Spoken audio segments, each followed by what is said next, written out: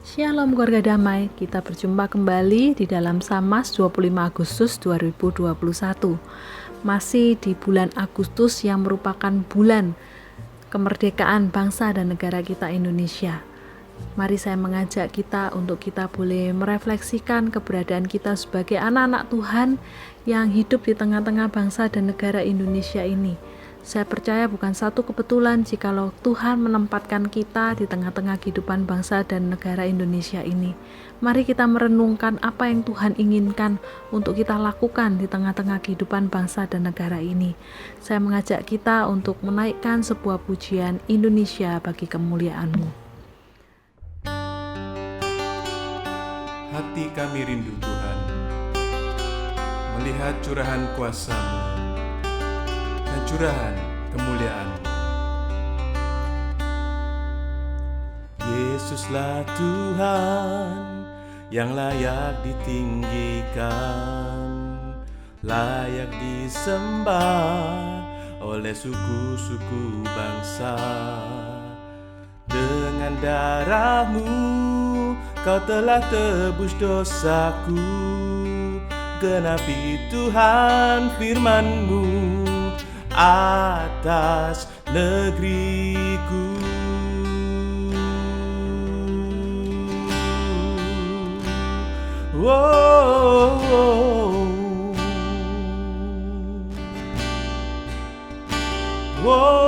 Indonesia,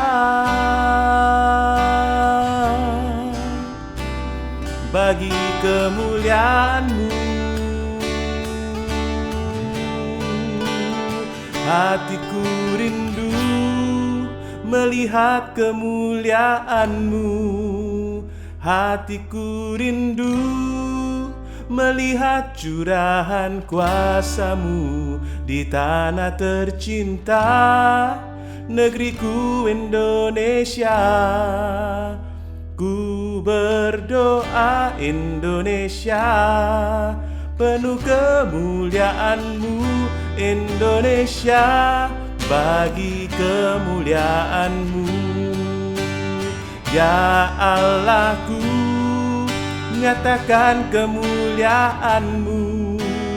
Ya Allahku, nyatakan curahan kuasa-Mu di tanah tercinta, negeriku Indonesia.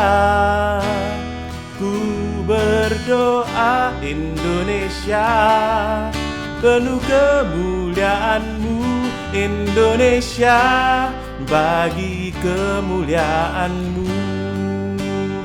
Ku berdoa Indonesia, penuh kemuliaan-Mu Indonesia, bagi kemuliaan-Mu.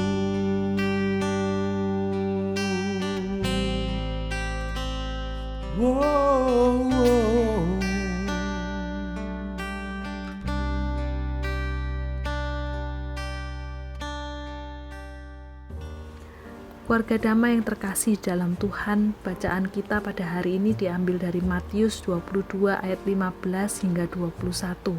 Saya meng-highlight bagian ayat 21b yang merupakan perkataan Yesus demikian. Berikanlah kepada Kaisar apa yang wajib kamu berikan kepada Kaisar, dan kepada Allah apa yang wajib kamu berikan kepada Allah. Keluarga damai, perkataan Yesus ini sebuah jawaban yang dilontarkan ketika satu kali orang-orang Farisi datang berunding untuk dapat bagaimana caranya mereka dapat menjerat Yesus dengan suatu pertanyaan. Akhirnya mereka menyuruh murid-murid mereka bersama-sama dengan orang Herodian untuk bertanya kepada Yesus demikian. Guru, kami tahu engkau adalah seorang yang jujur dan dengan jujur mengajarkan jalan Allah.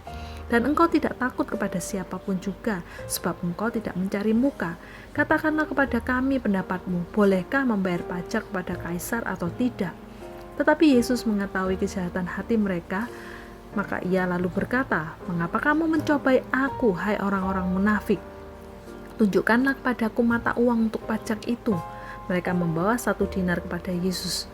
Maka Yesus bertanya kepada mereka, gambar dan tulisan siapakah ini? Jawab mereka, gambar dan tulisan Kaisar. Lalu kata Yesus pada mereka, Berikanlah kepada kaisar apa yang wajib kamu berikan pada kaisar, dan kepada Allah apa yang wajib kamu berikan kepada Allah. Keluarga damai, suatu pertanyaan jeratan inilah yang diberikan oleh orang-orang Farisi untuk menjatuhkan Yesus.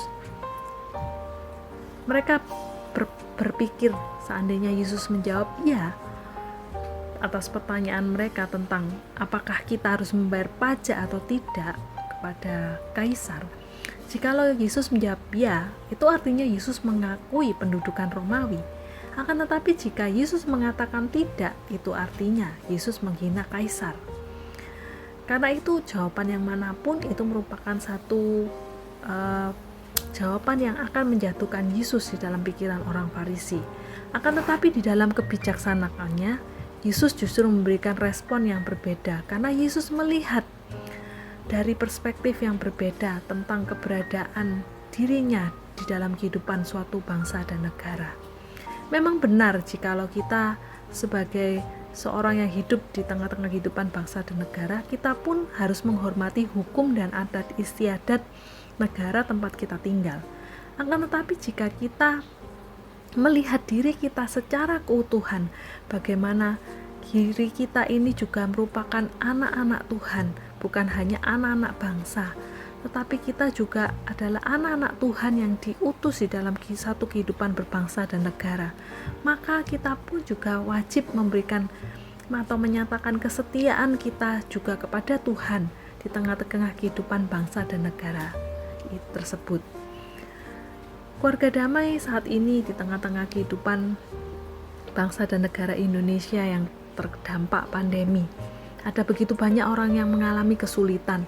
Mereka membutuhkan uluran tangan, bantuan agar mereka dapat memenuhi kebutuhan hidup mereka sehari-hari.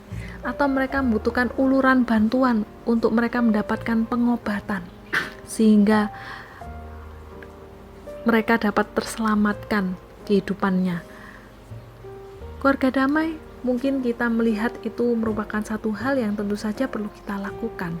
Akan tetapi pernahkah kita berpikir untuk melihat juga secara keseluruhan bahwa kita sebagai anak-anak Tuhan, kita diutus tidak hanya untuk menjadi orang-orang yang membagikan kasih, dengan kita menolong mereka yang kesulitan di dalam hal materi ataupun juga di dalam hal mereka membutuhkan bantuan secara kasih. Akan tetapi satu hal yang juga jangan kita lupakan adalah kita pun juga perlu untuk membantu ataupun memberikan keselamatan, tidak hanya secara kehidupan mereka di dunia ini, tetapi keselamatan yang sesungguhnya, yaitu kehidupan yang kekal. Keluarga damai, pernahkah kita memikirkan tanggung jawab kita sebagai anak bangsa? Kita menjadi orang-orang yang rindu untuk berperan di dalam kehidupan bangsa dan negara ini. Tapi pernahkah kita juga memikirkan secara keseluruhan bahwa kita tidak hanya diutus sebagai anak-anak Tuhan yang turut bersukacita, bersyukur merayakan kemerdekaan bangsa ini, tapi kita pun juga menjadi anak-anak Tuhan yang diutus untuk bersyukur, untuk merayakan kemerdekaan yang sejati yang ada di dalam Tuhan. Dengan cara kita pun juga menjadi orang-orang yang mau men-sharingkan kemerdekaan yang sejati itu bagi orang-orang di sekeliling kita. Keluarga damai yang terkasih, marilah kita saat ini menjadi anak-anak bangsa yang tidak hanya memikirkan bahwa diri kita adalah anak-anak bangsa yang hidup di tengah-tengah bangsa dan negara Indonesia ini, tetapi kita pun juga adalah anak-anak Tuhan yang diutus oleh Tuhan, yang ditempatkan oleh Tuhan di tengah-tengah kehidupan bangsa dan negara ini.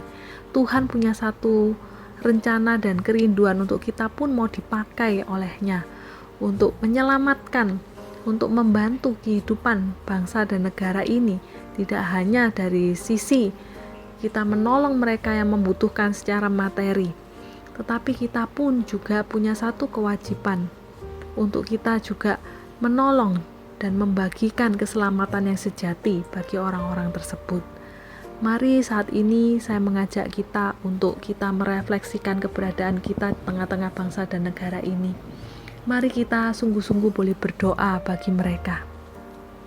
Saat ini saya mengajak kita mendoakan orang-orang di sekeliling kita yang saat ini mereka adalah orang-orang yang kita kasihi, tetapi mereka adalah orang-orang yang belum mengenal Yesus sebagai juru selamat secara pribadi di dalam kehidupan mereka.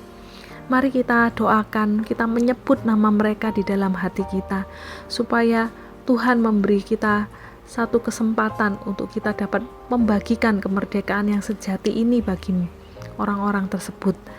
Mari kita juga menjadi orang-orang yang mau dipakai sebagai saluran tangan Tuhan untuk juga boleh membawa mereka untuk menerima keselamatan yang sesungguhnya.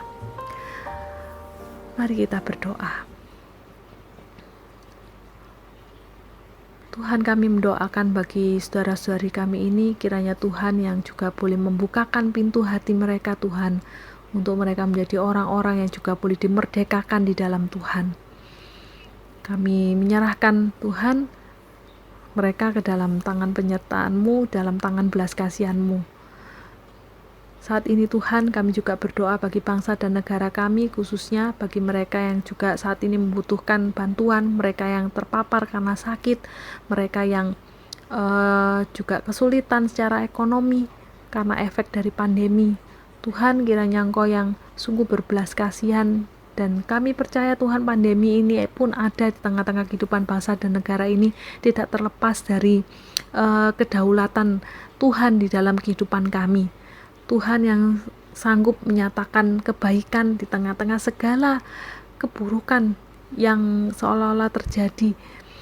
Tuhan, kiranya Engkau sendiri yang boleh menyatakan belas kasihan Tuhan, dan justru Tuhan juga boleh menyatakan kemuliaan Tuhan tengah-tengah kehidupan bangsa dan negara ini yang sedang terkena pandemi ini. Tuhan, kami berdoa kiranya Tuhan juga menolong pimpinan kami, mereka yang bergumul Tuhan di dalam kebijakan untuk menyeimbangkan antara sektor kesehatan dan juga sektor ekonomi. Tuhan, kiranya Engkau beri tuntunan yang dari Tuhan sehingga kebijakan yang diambil sungguh merupakan satu kebijakan yang merupakan petunjuk yang dari Tuhan. Dan Tuhan juga berkati masyarakat Indonesia, juga kami sebagai anak-anak Tuhan, untuk kami dapat menerima, untuk kami dapat berlapang dada Tuhan untuk menerima kebijakan-kebijakan pemerintah. Bahkan Tuhan memakai kami anak-anak Tuhan untuk memberikan teladan yang baik di tengah-tengah kehidupan bangsa dan negara ini. Tuhan, terima kasih Tuhan. Inilah menjadi seruan doa kami, kiranya Tuhan yang boleh menilik dan melawat Indonesia dipakai untuk kemuliaan Tuhan. Dalam nama Tuhan Yesus kami berdoa, amin.